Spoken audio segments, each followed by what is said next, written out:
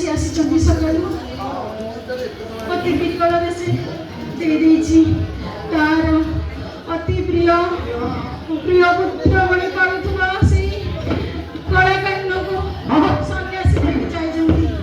କର୍ମ ପାଗଳ ପ୍ରାୟ ହେଇଛି, କର୍ମ ବଞ୍ଚିଛି କି ମରିଛି, ଯାର ଚିତା ସତ୍ୟ ହୋଇ ପଡ଼ିଛି। ନା ସେ ଶୋଇଛି ନା ସେ ଖାଇଛି, ସେମିତି ପଡ଼ି ପଡ଼ି ଖାଲି କାନ୍ଦି ପଡ଼ିଛି।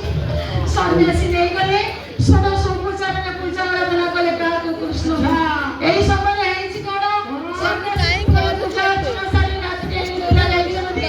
ନିଦ୍ରାରେ ଶୁଖିଲା ବଡ଼ କୁଟିଆ ଶିଖିଆ ହେଇଛି ସନ୍ନ୍ୟାସୀଙ୍କ ପାଖରେ। କହୁଛି ହେ ସନ୍ନ୍ୟାସୀ, ତୁ କଣ କରିବୁ? ତୁ ମୋର ପରମ ଭକ୍ତ ପରମ ପାଖରୁ ନେଇ ଆସିଛୁ ମତେ ଛଡ଼େଇ।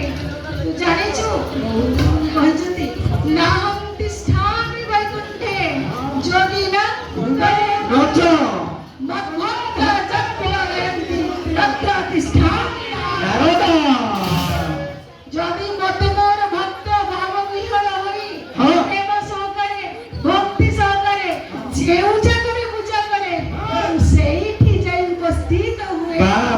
ପରମ ମୋର ପରମ ଭକ୍ତ ସେ ହିଁ ମତେ ଠିକ ପୂଜା କରି ଶିଖିଛି। ତୁ ମତେ ନେଇ କର୍ମ କଥା ଛାଡ଼ି ଦେ।